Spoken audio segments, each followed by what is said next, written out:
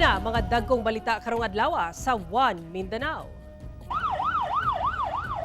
Upat ka mga lalaking nagtaod og solar panel sa Cagayan de Oro City na kuryentehan, usa patay ug tulo angol. Pipila ka residente, temporaryong gipabakwit human miulbo ang pinusilay tali duha ka gingong grupo sa MILF sa tugunan sa SGA Bar. 600-meter nga gitason sa Ramon Magsaysay Avenue sa Davao City, wire-free na tungod sa underground cabling project sa syudad. Pagsunod sa mga tudlo sa relihiyong Islam, mensahe sa pagsugod sa balaang bulan sa Ramadan. Kalig-on sa mga Davaoenyo, sentro sa pag-abli sa 88th araw ng Davao. Award-winning Davaoenyo talents mipasundayag atol sa opening ceremony. Ito ang GMA Regional TV 1 Mindanao. Mayong hapon Mindanao, ako si Sara Hilomen Velasco. Usa ang patay samtang tulo ang samdan dihang dungan nga nakuryentehan ang mga biktima samtang nag-install og solar panel street lights sa Cagayan de Oro City. Ani ang report.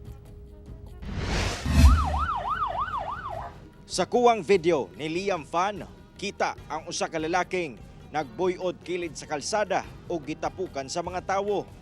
Makita pa nga daw gina CPR sa mga tawong anaa sa palibot ang biktima. Kini ang unang panghitabo yang nakuryentehan nga naa sa upat ka mga lalaki nga nagtrabaho sa lugar. Sa laing kuhang video ni Kim Longos, makita nga gitabang sa mga responding personahe sa Oro Rescue ang usa sa mga lalaking nakuryentehan. Samtang gitabang sab sa ubang residente ang uban pang mga biktima nga nangasamdan. Gani kita pa ang usa ka lalaki nga daw nangalapnos na ang parte sa iyang lawas tungod sa paso nga niaguman niini. Sa gihimong investigasyon sa Bulwa Police Station, nakumpirmang nakuryentehan ang mga biktima sa live wire ato sa pagtaod og solar panel street lights sa Zone 2 Barangay Bulwa, Cagayan de Oro City. Ang insidente nahitabo pasado alas 10 sa gabi adlawng Sabado. Disgrasya nga na tapik nila ang wire no kanang main line. So mo hinungdan nga nangakuryentihan kadtong mga empleyado. Matod sa PNP, daling gidala ang mga biktima sa ospital. Apan nakabsan siyang kinabuhi ang 32 anyos nga lalaking biktima. Katong hinungdan yun ang katong live wire. So siguro sa ilang ilang safety precaution sa trabaho wala nila ma-observe. So mo hinungdan sa maong insidente. Tungod sab sa hitabo, direyot nga naapektuhan ang linya sa kuryente sa Barangay Bulwa, sumala sa Cagayan Electronic Power and Light Company Incorporated, Consipalco. Hinoon, dali silang nag-deploy og personahe aron ma-repair ang naguba nga linya ug mabalik sa normal ang supply sa kuryente. Kauban si Jaybert Pairat, Cyril Chavez, One Mindanao. Wire-free na ang dalan nga parte sa Ramon Magsaysay Avenue sa Davao City, human na kumpleto na ang underground cabling project sa maong lugar. Ano ang report ni Argil Relator? Kung naandan nga makitang daw nagdugsing na ang mga nakasabit nga kable sa kuryente, telcos o internet service providers sa Ramon Magsaysay Avenue sa Davao City. Karon, limpyo, hapsay o wala na makitang nakasabit na ginatawag nga mga spaghetti wire. Kinihuman gipang tanggal na sa mga personahe sa Davao Light and Power Company ug telcos ang ana sa 30 ka poste ug kable gikan sa post office hangtod sa Suazo Street sa Ramon Magsaysay Avenue. Busa makitang wire-free na ang maong dalan nga dunay gitas-ong 600 meters. Ang overhead lines kaniadto nga konektado sa mga establishmento sa maong lugar gipaagi na sa underground. Kini ang pagkumpleto sa first part sa phase 3 sa underground cabling project sa Davao City. Ang purpose with ANI is actually to ensure public safety para madikayan ang mga kanang mga nagatanggal na madisgrasya bahin sa linya sa kaning mga wires nato no. And then aesthetic food at the same time no, ma-improve ma-promote nato ang city na limpyo and nindot ang atong syudad. Kini na ikaupat nga lugar sa Davao City nga wire-free na sunod sa City Hall Complex, Claveria Street, ug San Pedro Street.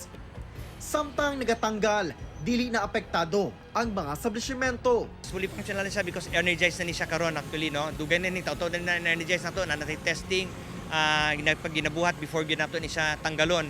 So nagparallel ta ni initially para sigurado gyud tang dili na to ma-interrupt ang atong mga customers.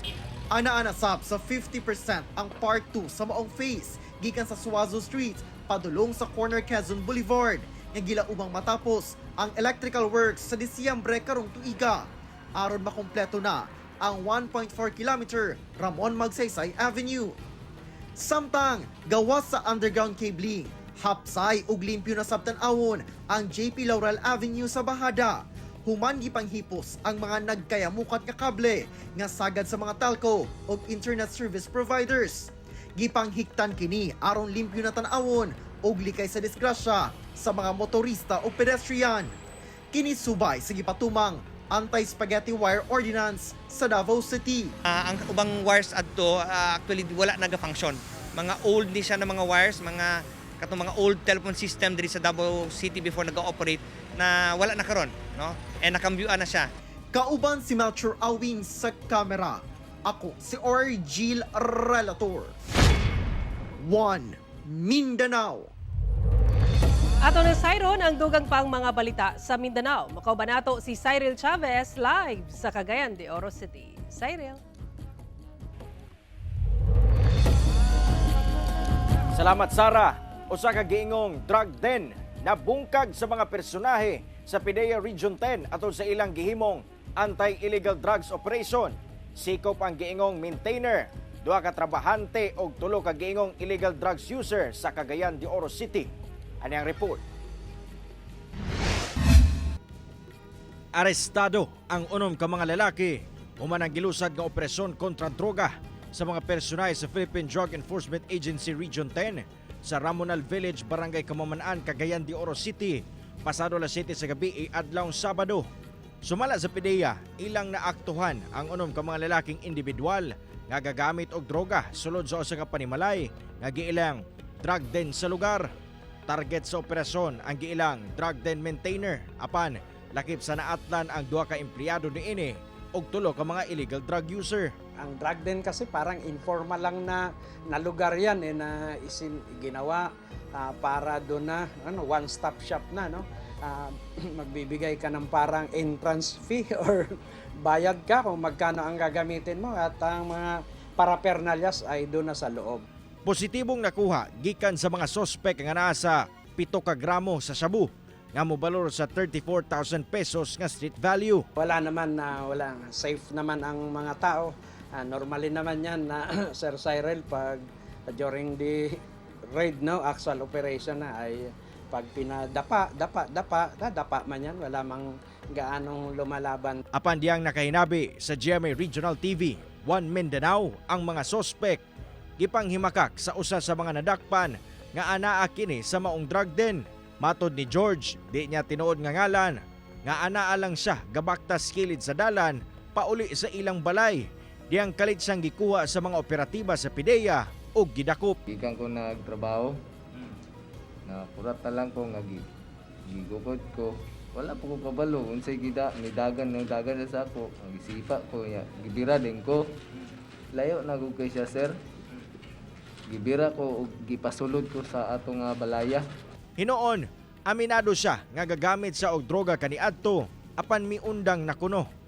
Apan bisan pa niini, mag-atubang gyapon og kasong paglapas sa RA 9165 ang mga sospek. Kauban si Jaybert Pairat, Cyril Chavez, 1 Mindanao. Usa ka 50 anyos nga lalaki nga giingong nang hambog nga di daw siya madutlan og bala ang gipusil sa kainom sa Davao City. Ano ang report ni John D. Esteban? Samdan sa tuhod ang usa ka 50 anyos nga lalaki human gipusil sa iyang kainom sa Purok New Visayas, Barangay Acacia, Davao City, alas 10:30 sa gabi niadtong Domingo, Marso 2. Sumala sa kapulisan, nag-inom ang biktima ug ang sospek. Diyang gihagit daw sa biktima ang sospek nga bulletproof ang iyang lawas. Ang sospek mikuha og rifle airgun nga ang bala, pellet ug gipusil ang biktima. Naigo sa tuhod ang biktima. Kinsa kinahanglang ipailawom sa surgery tungod sa nahiagumang samad pinusilan. Inom na sila niya. Pero gi-challenge siya ang suspect ka. Ang siya ka, dili pa ko madutlan niya. Dili daw siya matablan ng bala. Nahamon niya. Yun, dinalo siya. Hinoon mitahan ng sospek sa otoridad pagkalunes sa buntag, March 3. Wala pa'y pahayag ang sospek apan gisulti niini sa pulis nga ang airgun ginagamit daw niya sa paghunting og langgam.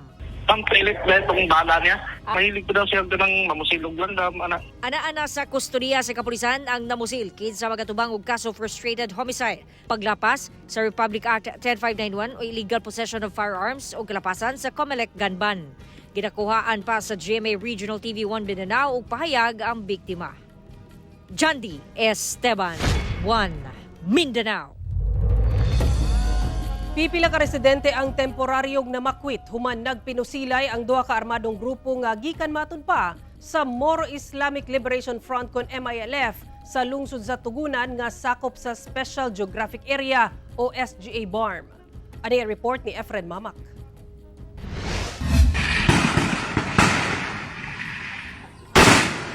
Sunod-sunod nga mga buto sa armas ang madungog niining video nga kuha sa barangay Makabuala, Tugunan nga sakop sa Special Geographic Area o SGA sa Bangsamoro Autonomous Region in Muslim Mindanao nga nahitabo Domingo sa buntag.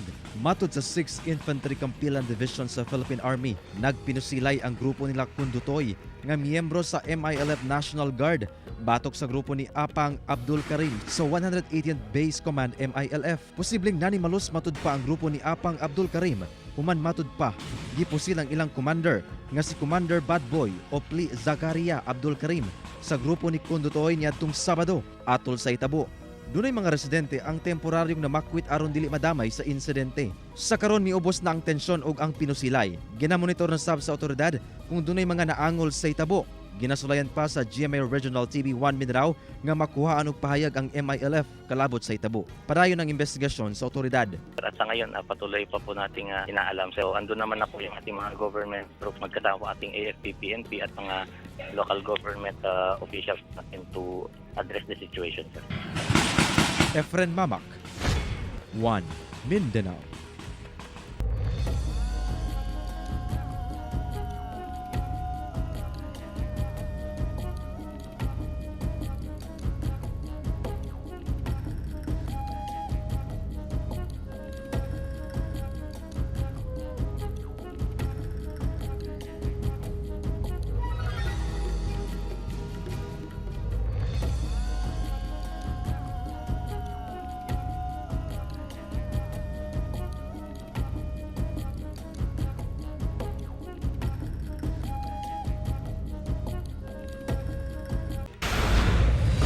Ito ang GMA Regional TV 1 Mindanao. Gisugda na sa Bureau of Fire Protection sa Davao Region ang mga aktibidad subay sa Fire Prevention Month karong bulana. Partisipasyon sa komunidad gihimug-atan sa BFP aron malikay sa sunog. Atong sayro ng detalye niini sa live report ni Jandy Esteban. Jandy. Yes, Sara, ang partisipasyon sa komunidad aron nga marikay sa sunog dako matud pang tabang kini ang gihimugatan sa Bureau of Fire Protection Davao Region ato sa kick-off ceremony sa Fire Prevention Month. Bulan sa Marso magsugod ang ting-init nga risgo sa sunog. Ang maong kalamidad muog daw og propiedad nga hinaguan ug pwedeng mukalas og kinabuhi. Si Julieta nga taga Barangay 76A, Bukana, Davao City, ikaduhanan na sunugan ang uwahin atong April sa milabay tuig. Nadamay ra sila human nasunog ang balay sa ilang silingan. Sumala niya, lisod gyud ang kinabuhi sa masunugan. Sa ilaha pa lang, doble amping na ang ginahimo aron malikay sa sunog ug aron dili makaamong sa uban. Number one jud ang among ginatiman ang kaning among plug. Amo na jung ginakuan, gina-check up jud. Nya kay mga bata bantayan nga dili yun magdula og mga lighter. Kay sus lisod kayo pait kayo sa kinabuhi ang masunugan. Mipaambit sab ang ubang residente sa ilahang paagi aron malikay sa sunog. I-check jud ang kanang saksakanan pagkahuman kining mga pag-check nimo ka kinahanglan ang imong gasol. Importante man gid kay na kaning basta magbabinantayan kung nay mga sigarilyo kinahanglan di magpatakag labay. Oh, magluto po ka gana. Tungguan siya to, tong butin. Oh, muna delikado kay. Oh, dapat magluto ka sa gawas. Okay, pang outdoor mo ko dili na pang sulso pala di ba kol? Sumala sa Bureau of Fire Protection Region 11 nga ang paglikay sa sunog responsibilidad sa tanan ug dili lamang sa mga bumbero. Sanglit ang pagpalingog-lingog sa mga pahimangno mo resulta sa dili maayo. Hinihikayat namin kayo na magtulong-tulong po tayo, magsama-sama tayo. May pakalat natin sa ating mga opisina, sa ating komunidad, sa ating mga tahanan, ang importansya ng fire safety.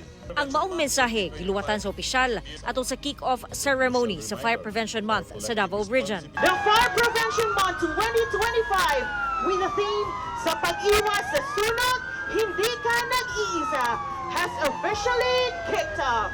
Sumala sa BFP Davao, kadaghanan sa sunog tungod sa electrical ignition. Pipila sa angay himuon aron luwas sa sunog, mao ang pag-unplug sa tanang electrical equipment. Susihon kung dunaway gas leaks, kung gas ang gamit sa pagluto, ug siguruhong nasira ug tarong ang tangke sa LPG aron dili mo singaw, ug tipigan sa husto ang mga butang nga dali masunog. Sara, daan ang giangkon sa BFP Davao Region nga kuwang sila sa mga tao. Pero hinuon, doon naman daw yung mga fire volunteers nga muabag kanila o mutabang kanila sa pagresponde sa sunog. Karon, padayon matud pa ang ilang pag-procure sa mga gamit o mga fire equipment. Sara. Okay, dagang salamat, John D. Esteban. Ipaimbestigahan na sa kapulisan sa General Santos City ang usa ka PNP personnel nga giingong nagahimo matud pa og sexual activities sa mismong buhatan sa Regional Civil Security Unit 12 kung asa kini naka-assign. Kini human may katag sa social media ang post kalabot niini. Ang detalye sa report ni Efren Mamak. Sa mga mikatag nga post sa social media, makita ang hulagway niining usa ka pulis nga matud pa dunay ginahimong sexual activities sa sulod mismo sa buhatan sa PNP Regional Civil Security Group 12 sa Camp Lira sa General Santos City. Lakip sab sa mikatag nga mga post ang confidential police operations ug mga personal conversation. Ang maong post miabot na sa labaw sa PNP Regional Civil Security 12. Sumala pa, usa ka police staff sergeant ang maong PNP personnel nga nalambigit sa maong issue nga naka-assign sa RCSU 12 sa Camp Lira sa General Santos City.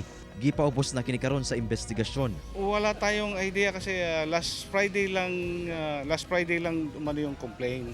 Inaksyonan kagad natin, inalam natin kung ano. And then yung involved personnel, initially tinanggalan muna natin siya ng issued firearms para for prevention. Wala pa miluwat og pahayag ang maong pulis sa media apan gibutyag niini sa kapulisan nga dili tinuod ang maong aligasyon. Busa lakip sab sa investigasyon sa kapulisan karon ang pagsusi kung basin og fake news ang maong post nga mikatag sa social media. Gipaningkamutan na sa PNP og kontak ang mismong nagpost online. Dunay posibilidad nga makasuhan ang mga nagpakatag sa maong post online kung mapamatud ang fake news kini. We are communicating doon sa nagko-complain or nagbigay ng information. But as of now, wala siyang sagot sa mga communication namin sa kanya. Sumala sa kapulisan, posibleng mag-atubang og administrative case ang maong pulis kung mapamatud ang sad-an. Abli sab ang buhatan sa RCSU alang sab sa buot mag-file og reklamo batok sa maong pulis. Padayon ang investigasyon sa kapulisan sa maong kaso. Kauban si Gary Balantay ug Bong Vicencio, Efren Mamak. 1 Mindanao. Hisugda na ang pag-obserba sa balaang bulan sa Ramadan sa Muslim community sa nasod kagahapong adlaw. Sa pag-obserba sa Ramadan, gipanawagan sa religious leaders nga dili lamang kini pagpuasa, inay pagsunod sa mga tudlo sa relihiyong Islam. Ani report ni Argil Relator.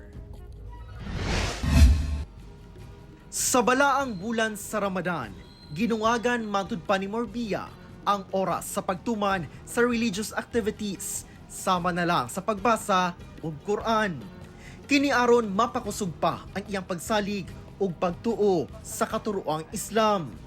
Nagsugod na sab siya og puasa sa unang adlaw sa Ramadan niadtong Domingo. Kumbaga gina-refresh namo ang amo ang faith through gina-increase namo ang amo ang mga kuan kaning ginatawag namo na ibada, which means kanang amo ang religious activities.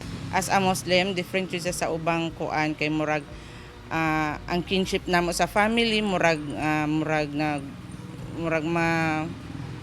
kumbaga mas strong o mas close me. Si Morbia kay sakop sa tribong Kagan, ang unang Moro tribe sa Davao City. Sumala sa ilang imam, ang pagsugod sa Ramadan kay dili lang pagsugod sab sa pagpuasa.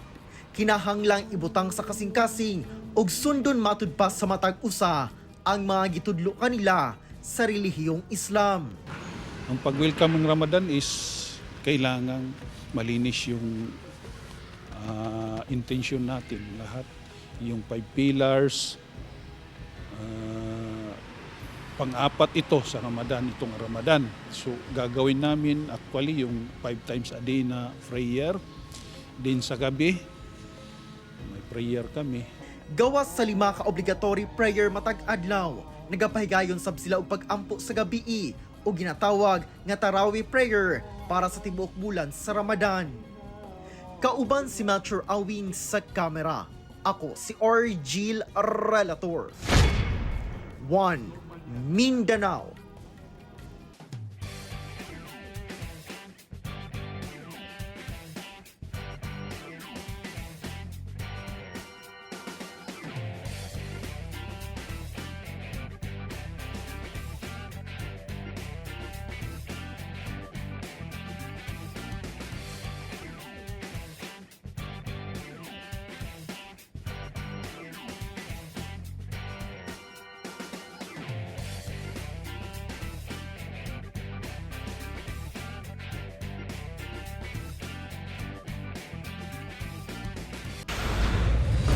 Ito ang GMA Regional TV 1 Mindanao.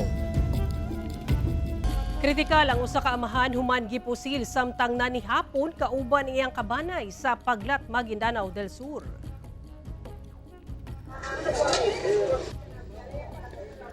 Giliyong gipasakay sa mga kabanay sa usa ka tricycle kining 40 anyos nga lalaki aron mapatambalan sa ospital. Kini human gipusil sa wala pa mailing sospek samtang nanihapon kauban ang iyang kabanay sa ilang panimalay sa Barangay Upper Idtig, Paglat, Maguindanao del Sur, Sabado sa gabi. Ang maong biktima dunay igo sa bala sa pusil sa tiyan ug wala nga tiil kinsa kritikal ang kondisyon. Matud sa kapulisan, nakasulob og itom nga t-shirt ug dunay tabon ang naong sa suspect dihang miduol sa panimalay ug gipusil ang biktima dayon sibat. Na-recover sa crime scene ang 7 ka basiyo sa dili pa masutang kalibre sa armas.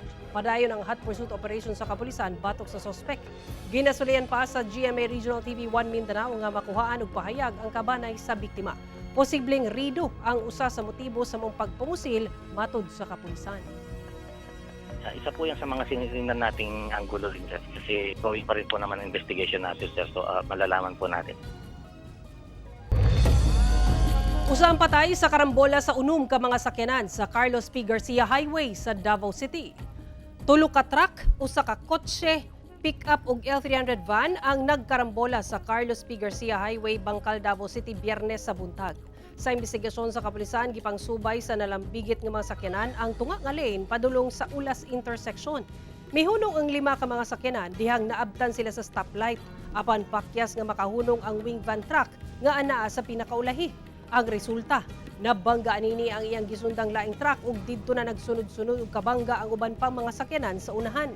Nadala matud pa sa pinakadulong nga ospital ang driver sa nakabanggang truck apan gideklara na kining dead on arrival sa doktor. Padayon ang investigasyon sa kapulisan sa insidente. Paymangno sa otoridad nga mumenor na daan kung duol na sa mga intersection aron malikay sa disgrasya. More surprises and grand reveal samtang nagkaduol na ang subling pag-abli sa bahay ni Kuya para sa Pinoy Big Brother Celebrity Collab Edition. Save the date kay sa March 9 na makita ang teleserye ng totoong buhay dinhi sa Kapuso Network. Dunay pa sneak peek na sab sa celebrity housemates gikan sa Sparkle ug Star Magic Talents. Gi-reveal na sab si Asia's Limitless star Julian San Jose ug Asia's pop heartthrob Darren Espanto ang mag-collab para sa bagong version sa Sikat ng Pinoy.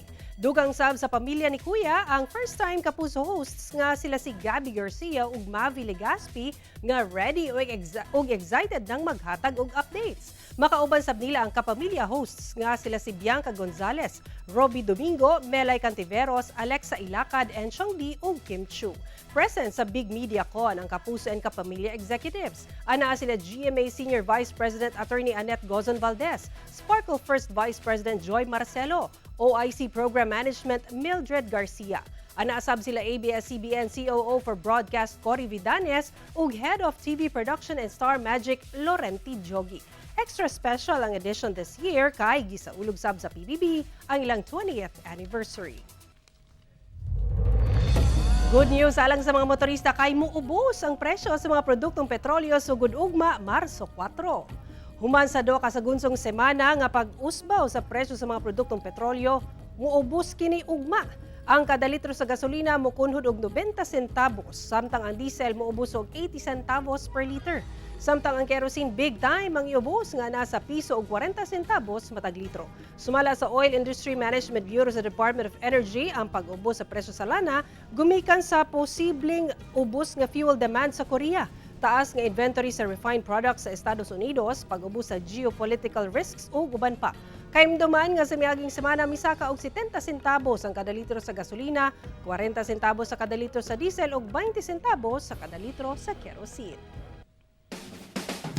Napuno sa performances sa award-winning Dabawenyo Talents nga garbo gayon sa Davao City ang pag-abli sa 88 araw ng Davao. Gawa sa kasadya, sentro sab sa kasaulugan ang gipakitang kalig-on sa mga Dabawenyo aron makabot ang kalambuan. Ang detalye sa report ni Argil Relator.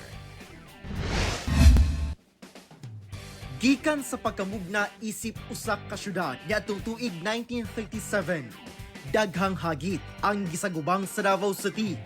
Apan malampuson kining nalagpasan, pinaagi sa maayong panggobyerno ug pagtinabangay sa mga disiplinadong Dabawenyo.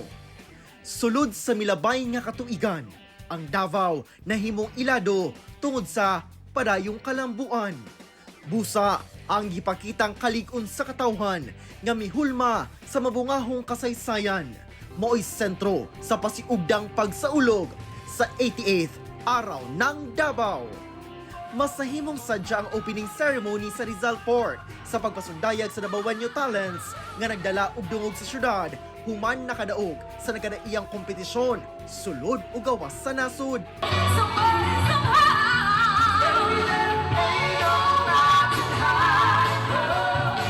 Gipa ila-ilasap ang 20 official candidates sa mutya ng Davao 2025 nga nagrepresenta sa nagkadaiyang barangay sa syudad. Dinhisab labing unang gipadungog ang araw ng Davao Song nga Dabawenyo Ako. So proud nga Dabawenyo ko. Dabawenyo, disiplinado. This is a celebration of 88 years of resilience, unity, and progress. This month-long festivity serves as a testament to the unwavering Dabawenyo spirit, which unites our community and motivates us to build a stronger, more prosperous Davao for generations to come. We gather not only to celebrate our rich history, but also to honor the people who have shaped Davao into the strong and dynamic city it is today. Pipila sa highlights sa Araw ng Davao, ang Rondal Sayaw Grand Finals sa Rizal Port karong March 8 alas 6 sa gabi. Konsyerto Dabawenyo karong March 14 sa San Pedro Square alas 7 sab sa gabi. Ang mutya ng Davao 2025, The Coronation sa March 15 sa USAP Gymnasium alas 7 sa gabi. Ug ang Parada Dabawenyo sa March 16 gikan alas 6 sa buntag ug Hugyaw Davao pagkagabi. Kauban si Melchor Awing sa kamera. Ako si Argil Relator. 1. Mindanao Mo kato mo aling balita sa Mindanao karong adlaw. Mamahimo ninyo kini makita pag-usab pinaagi sa pagbisita sa official website sa GMA Regional TV o bisitahan ka among official YouTube channel o i-click ang subscribe button para sa pinakaulahing balita. Daghang salamat sa atong mga kapuso sa Mindanao nga nagalataw kanamong sa atong mga kapuso abroad. Padayon lang sa pagtutok sa mga lokal nga balita matag adlaw tungod sa GMA Regional TV. Local News Matters. Kami ang GMA Regional TV 1 Mindanao, tibok persa para sa mas na komisyon ug mas halapad nga pagserbisyo sa nasod.